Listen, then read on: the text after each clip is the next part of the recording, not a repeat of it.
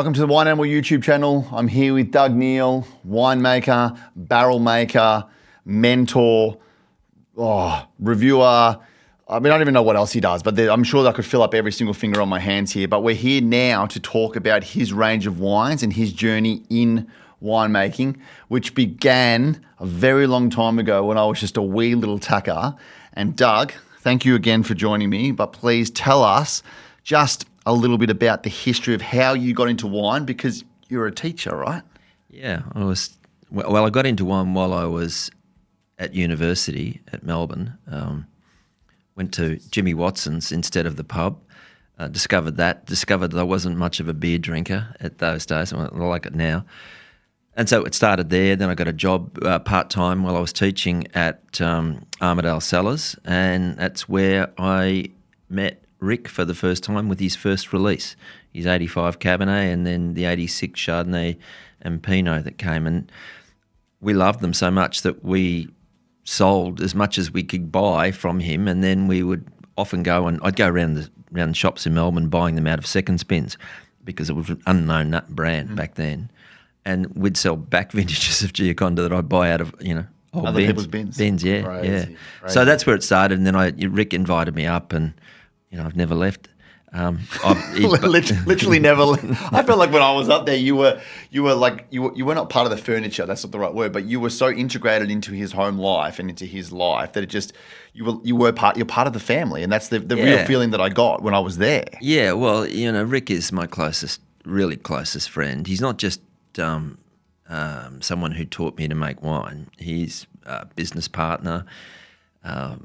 Great mate, mentor. I'm godfather to Charles, his son, one of his sons, and Nathan's I'm the other son, who's absolutely wonderful as well, and is up at who you know. Yep. So yeah, it's been a long journey, and we probably talk. Even though he's over in overseas at the moment, we'd talk every second or third day on the phone. It's nice, isn't it? Yeah. He's just let's get through summer and then just nick off to France and Spain and enjoy more summer, because it's bitterly cold at the moment. Especially I was up that neck of the woods a couple of weeks ago, and it was freezing. It was cold. So, and just to finish is that through Armadale Cellars I met Gary Steele, who was a really important influence in my early career in learning wine, and then I spent quite a lot of time with Gary's Burgundy producers when I was over in France, and I did a little vintage in '90 when I was over there. And so I would go backwards and forwards, and I lived in the UK in '94. We'd finished vintage at Giaconda, then I headed off to Europe, mainly to stay in London, play cricket, but then immerse myself in the London wine trade, and then travel to France and just learn more and do more things in France with regard to wine. So that's where the whole thing started. And then, of course, when I moved back from Melbourne down to Geelong, we eventually set up Paradise 4, which was my first soiree into making wine with Ruth and Graham Bonny, who were lovely. And we met and then we decided they had a vineyard, which was an amazing vineyard called Murable. It was Murable Estate in those days, and it was only when I realised and started talking to them and realised the history of it. It was one of the original vineyards of Victoria, and also run by the first winemaker in Victoria, Dardell. So that's what started a complete name change back to the original name of the vineyard, the fourth vineyard of Paradise, hence we call it Paradise 4, and started making wines at Paradise with Graham and Ruth. And to this day, I have 3 bottles of Paradise left. I have a 2011 Chardonnay, which was that was my celebratory wine when, Doug knows my history, and a lot of you may know my history of gambling. The day that we became debt-free, so the day that we paid off our last debt because of the gambling, got back to neutral, which took 3.5 years of work, my wife and I went out to Thai for dinner, and I took a bottle of the 2011 Paradise 4 Chardonnay to celebrate. And 2011 is not considered to be a good vintage really anywhere in Victoria, is it? Really? In terms of the professional landscape, it's really not. Well, it's interesting, that wine. I still have very, very vivid memories of that wine. It was the biggest crop we'd had for our Chardonnay in that year. Yeah, it was a wet year, but surprisingly, it ripened beautifully, gave an incredible flavours, and it was probably it's a really important wine to me in my journey because I call that the year. It was the year of my chemical romance. So I had cancer when I was making that, and I was going through chemo, and then ended up in hospital for 35 days for the surgery. And that wine still today looks amazing. And to think that we got a prize bottle, we just got through that. I got through that issue, and then with Ruth and Graham. To make the wines we ended up making off what was a wet, horrible year, and to make them look so good, it's a testament to the vineyard first of all, and it's a testament to the work of Ruth and Graham. And I was just lucky enough to fluke it and make some good wine. And so obviously Paradise went for a while. Then the last vintage of Paradise was 18, when? 2008. So if you have any 18 Dardells or 18 Shirazes, just save them, ship them to me. It doesn't really bother me. I'll tell you where I've been stashing them away. So I'm just about to launch my new website. Wines by Doug Neal. Mm-hmm. So I'm actually going because I'm selling my house soon, and my wife and I are downsizing a bit. So some of the cellars got to go, and I've decided it's time to relinquish all those bottles I hoarded of Paradise 4. So so they're going to be on my website available. Wines by Doug Neal. Well, there you go. We'll put that link down in the comments. We will put a link up on the screen. Please follow him as well. Follow me. Subscribe to me as well. That means a lot. But the Paradise wines are still important to me. They're obviously instrumental to you. But in front of us, we have 4 other wines. Now, a lot of people will have heard now of the Gaffy and Neal, and I mean, I think I've plugged it a little bit. I think quite a few others have plugged it quite a bit recently, over recent times. Tell us about your relationship with Darren. Okay. So when Paradise came to an end, it took me... I started the next year making some reds, but I thought really strongly about Chardonnay, and I was going... I just didn't want to make another like Geelong Chardonnay, mainly because Paradise Vineyard was pretty special. And there are other really great vineyards in Geelong, but they're not going to sell you their best fruit. So I sort of felt like, well, no, I'll move on. Time to do something different anyway. Change is good. So I grew up on the Mornington Peninsula. So, I used to be all over the place. I played cricket down there, played junior footy there, but, played senior cricket and country cricket down there. And I was at a time when, obviously there were very few vineyards down there. So Darren's a good mate. He's a Sarug client, and we got to know each other just through that. And then we decided in 21, hey, we decided, why don't we make some Chardonnay together? So we sat down and worked out what we like, what we don't like, and what we want to do is created a style that reflects a lot of the things that we like, and hence Gaffy and Neal. So then this is the 2024. This is just released 2024. So this is now just released. This is now called the Peninsula Chardonnay, but previous iterations of this were called the Merrick's North. That's right. So this wine now has more than one main vineyard in it. So we're sourcing more widely and slowly growing the business. And we just didn't think it was right to call it Merrick's North when, in fact, there was other stuff in there. So just like keeping that authenticity and the authenticity of the label and the truth, like where it's from. Like you're not saying it's Merrick's North, but because it could be from. Yeah, it's funny. I do that on all my labels. I put basically what it's all about, so you can see. We talked about this the other day with someone actually about transparency, in the industry, and people, some people say 1% Malbec, and then other people are like, well, I put 14% in, so I don't need to declare that I've put it into that. Yeah. Blend, which is just, it's absurd to me that you don't have to label what it actually is. Like, it doesn't make any sense. It'd be like having food and not having to put the ingredient, like the true ingredients on there. It just doesn't make any sense to me. No, there's some, there's some really weird laws that we have. The other one is, alcohol, can be out by, used to be out by 1.5%. I understand that decades ago, saying to somebody you've got a 1.5% alcohol tolerance made sense, right? Because the technology and the science perhaps may not have been at a point where it could get it perfectly accurately fast or quickly. But these days, there's no way you can't tip this into a machine and it'll spit out what the alcohol is within seconds. It's not. It's got to do, unfortunately, it's got to do a lot, even though we're moving away from the wine, but it's got a lot to do with, my wine's 14.5, but I really need to get it under 14 because, 14's the magical number. Oh, if you go over 14, these wines are hot and these wines are terrible, or these wines are big, and you go, yeah, it's funny because we've tested regularly Burgundies and and got 14.5, 14.8. In fact, there's some recent ones that are over 15. So, but it is partly perception of the public, right? Perception and marketing. I get that. But let's go to the Chardonnay. Sure. All right, so we're going Mornington Peninsula. So we're in Victoria. We're on how far away from the ocean are we? Oh, we're close to basically the peninsula's between Port Phillip Bay and Western Port. So yeah. And the vineyards? A couple of kilometres either side. Okay. Yeah, depending where they are. They're getting warmth during the day, and then they're getting cooling sea breeze.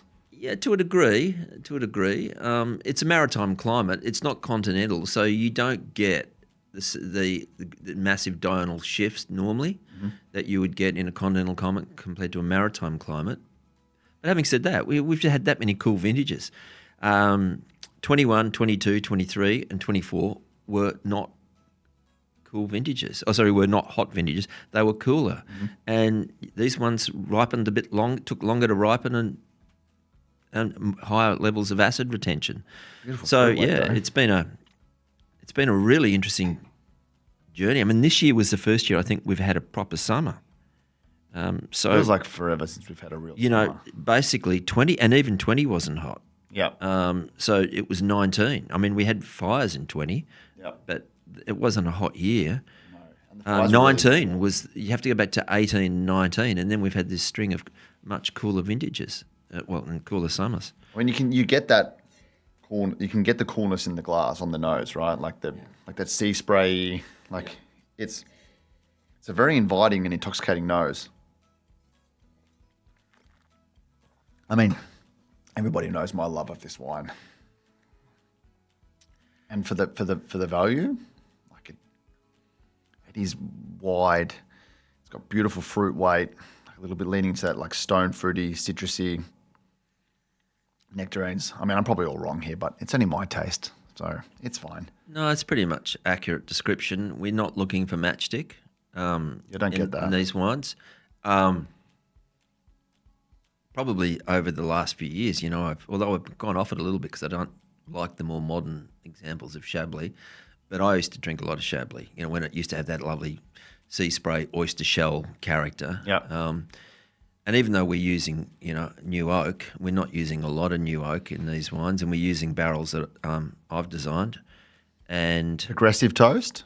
Yep. Oh, there you go. With also some E as well. So a combination, not all progressive. Yep. And the aim is to try and give that sense that it's got oak, but it's all integrated into the wine right from day one. So it's not sticking out, and it's part of the wine. For Chablis, when you think about those great Chablis producers, Duversar and Raveneau. My fave.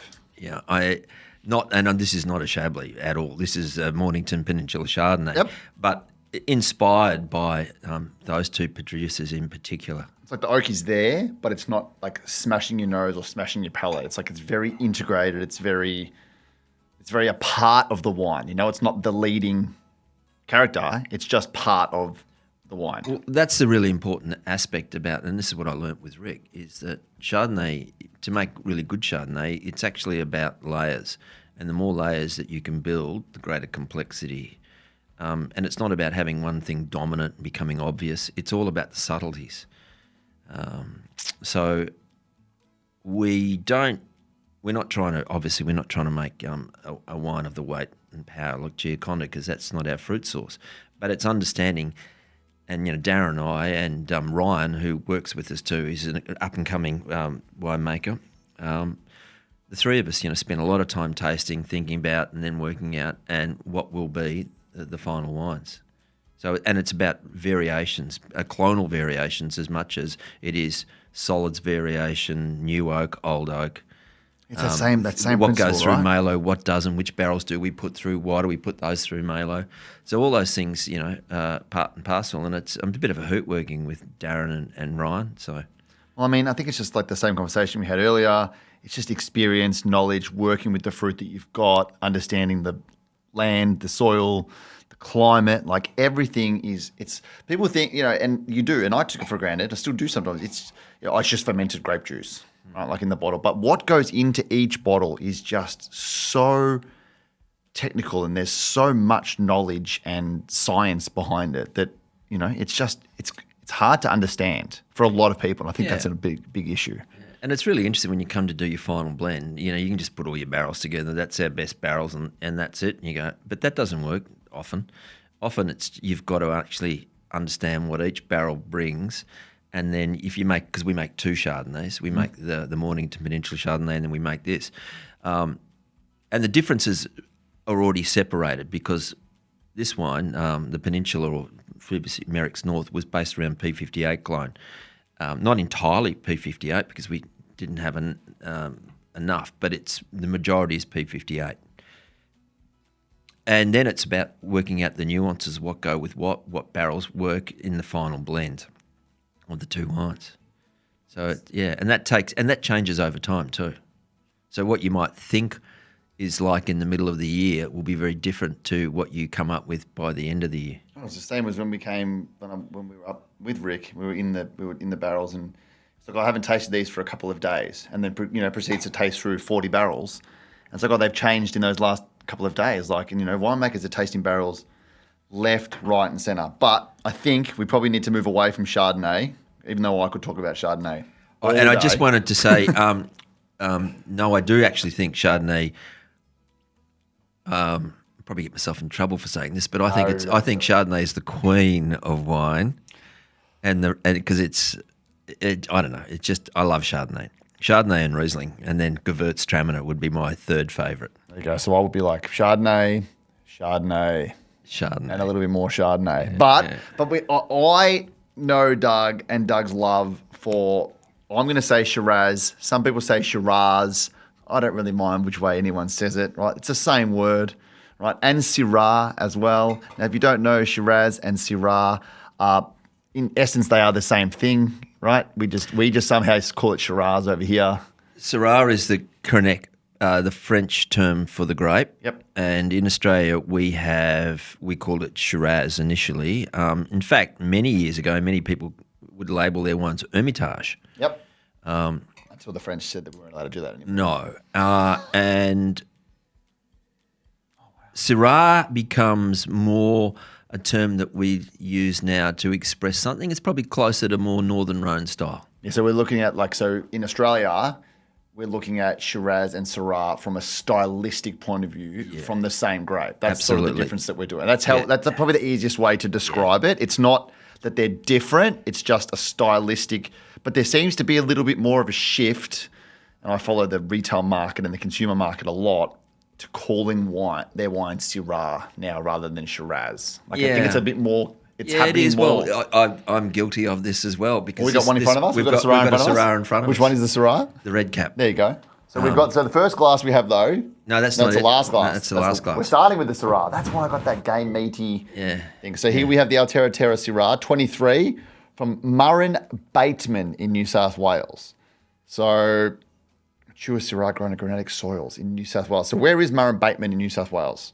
So if you're coming up the Hume Highway and you bypass Yass, then you take the Barton Highway into Canberra. So you're dropping down, and it's the first village there or town. Murrin They call it a village. It's like homage to the French, right? Like it's the first village. One of those things. Well, it is a little village in many ways, although it's growing out the back. And when I was there the other day, the amount of housing that's starting to in the new suburbs, or not suburbs, but areas that have opened up.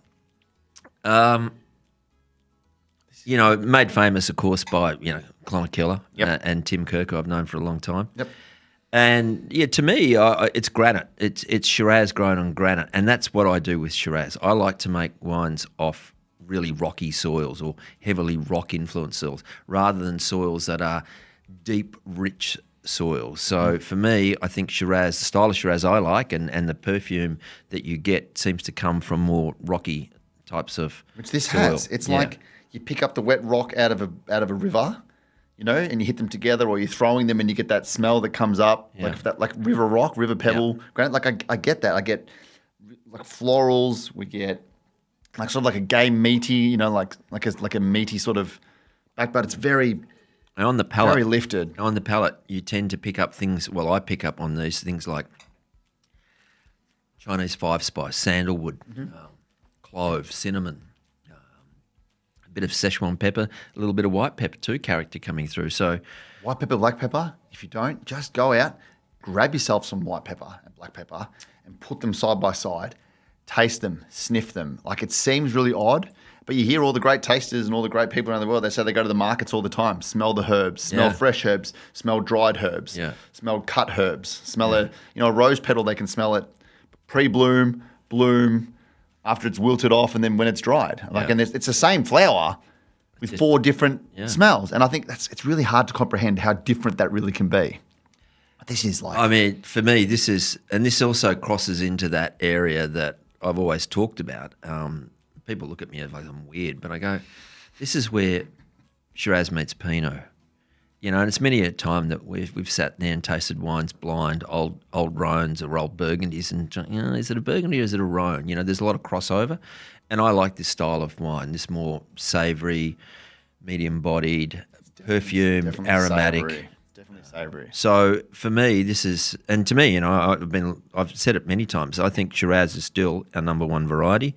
And it's the one that's the most versatile for our various climates. And you can get so many different expressions of Shiraz, and they're all really good. We were just talking before about, those Barossa Shirazes, when you think of, Dan Standish and what he does, May, or, Neldner Road, and just amazing stuff that's coming there. And that's just 2 examples. So, and they're different to what I do. Which is what the Shiraz challenge that I'm doing at the moment. We discussed the lineup. Prior to me announcing the lineup, it's like we have the Barossa big boys, we'll call them, or the big Barossa Reds. We've got the Yarra represented. We've got Canberra represented. We have the Hunter Valley represented. We have Franklin River represented with Swinney. Like, we're really trying, and like what I'm trying to do with these grape varietals and with Shiraz, I can't really get myself to say Shiraz, is to showcase that we're just not big Barossa Shiraz. Like, we are so much more than that, and people need to try it side by side to understand that, and it's so critical. Yeah, absolutely. So critical. But wine two, second one. Okay, so we're now into Shiraz. We're now into and that's the old. I've been drinking the 21 of this, and I just. Well, and you'll notice there's a change in label. Yeah. So. Scary label. I wouldn't show my kids that. I know. Everyone told me that. But I had to do something very different to Paradise 4. Yeah. And if you look at the new label, go back to the one they first had, this one, that's more close to a Paradise 4 style label. Yeah, the writing, the whole text. Thing. So I've moved back. But you still got the little scary little Yeah, I've still got the scary house. It's the actual facade of the Beechworth Hospital. Okay. The original Ovens Valley Hospital was built in the 1850s. Okay, well there you go. It's there for a reason. It's made out of granite. It's in Beechworth, and it's where I learnt to make wine. Okay, so it's like it's a homage to your past. Yeah, absolutely. Really? Yeah. Which is great, and people like the story. And I made is so it important. scarier. We made it scarier. Corinne and I decided I wanted to make it scarier, and that was partly because the other influence in my life, and I won't go on about it, but the other influence of mine is music, and particularly I love The Cure, and so it was a little sort of gothic, twist to it all. But see, this is why I love this, because you just learn something new. I'm like, there has to be a reason why there is a scary gothic, what looked like an asylum on the front of the label. Yeah, it's not the asylum. People think that must be asylum. That's Mayday Hills, which is another part of the town. I've been there as a child. And it's really important to understand that hospital got built because 40% of the money that was raised to build that hospital was from the Chinese community in Beechworth. Crazy. Back in the 1850s, yeah. They were there for the mining. But like a really different shift now in style. Yeah, so really this is the other thing I love doing, which is blending. And, if you think back to when there were less regions in Australia, and you might get regional variation from year to year because of the variations in the climate. And some of the greatest wines I've tasted from the 50s and 60s were multi-regional blends. Mm-hmm. And I thought, well, I'm going to do that, I want to build a wine that's consistent from year to year to year. And that means that if you have multiple sources of fruit, which I get from different parts, so this is 50%. This is mainly actually Blewett Springs, and then a little bit of the Pyrenees vineyard, the Woods Paddock vineyard in it. And I just think it works. And I want consistency from year to year. They might be slightly different in stylistically, or not stylistically, but just because of their fruit source. But it's that whole idea that it's a sub $35 bottle of wine that you can enjoy. Like, and that every year you get it, it's going to be of a reasonably high quality. Well, I mean, the biggest brand in wine in Australia do multi-regional blending and have for the entirety of their lifespan, right? Yeah, Penfolds, they're the masters of multi-regional blends. But that is for $35, and if you're lucky, some of the big retailers perhaps every now and then clear some out. And I know that I got a bunch of the 21s, and I remember speaking to you about when I was drinking one and where I got it from and the price, and you were like, that's a steal. Because and like all labels, I'm still relatively unknown. Yeah, well, I mean, let's hope we can start to change that because, Wines by Doug Neal, we're here to plug not just me, we're here to help the industry as a whole and these winemakers. But this is the one that I've been excited to try. This is the one that other people in the industry that know you have told me that I need to try. And you actually opened this and poured it. You gave it a bit of airtime before we actually came on just to sort of help it out. And realistically, I should have opened it yesterday. It's still, I haven't released it yet, and it still needs more time. But I will release it later this year. It does smell tight. Like it smells it's really tightly tight, knit, tightly coiled. And it seems really weird to hear someone say that. Oh, it smells tight, it smells closed. And I used to think that was a bit wanky at the start. I think like when I first got on this journey and I'm like, it smells closed. What do you mean? It still smells like fruit and everything like that. But it just doesn't show like this. The first one, the Syrah, is like really open and expressive and really like showing you what it is really straight away. Whereas I feel like this tomorrow or this afternoon, even if we left it sitting here, would just get that little bit more It gets expressive. more opulent and rich and it really opens up. But, it's pretty tightly coiled. And I think that's actually a good thing. And I think it's a good thing that I've had some mates like Mark Maloof, for example, and Jeremy Oliver have all said to me, don't release it. Just hold, if you can hold it, Yeah, it is. It's like tightly structured. It's like grippy and bitey. And it's like it knocks on the door, but it doesn't quite. Yeah. And even Rick said to me, he said, it's not ready yet, is it? And I'm going, yeah, no, it's not ready. So the longer I hold it, even though it's burning a hole in your pocket because you want to get ready. That's the hard part, isn't it? Like people are releasing. Yeah, but in the end, look. I tasted a 2025 wine the other day. A 2025. We're still in 2025. Yeah. Which, I mean, to me is like, it was Riesling. It was Riesling Freak. And it was, probably ready to go, yes. Yeah. But it's still a 2025. It doesn't, like people are releasing 22s and 23s now. Like. Yeah, exactly. But it burns a hole in your pocket and I get that. Now, and the interesting thing is that all these wines have different types of Syrah oak in them depending on what I'm making and how I'm making it. This one is got, again, a couple of barrels, the two barrels I have designed. One's the Cuvée Supernue, the other one is a sort of combo of three forests, mainly based around Bertrand and Tronchet. But it's also got 20% no oak at all. It's all in the amphoras and terracotta amphoras that Rick and I import along with Paul, who's working with us as well now, Paul Paleologis. So I just felt it was really important to get that sense of I want you wood, but I also want to have a portion that's absolutely no wood at all, but it has minerally elements, sort of minerally elements. I mean, I know it's a stupid term because what mineral are you talking about, but that's like pebbly sort of character and finesse. And a little bit more freshness too, like vibrancy of fruit. That comes out of the terracotta. And so, and Rick was the person who discovered these in Spain because he's got a place in Spain, a little apartment there. And these guys have been going since the 1760s, same family making these terracotta vessels. So Rick and I and Paul, we bring them into Australia.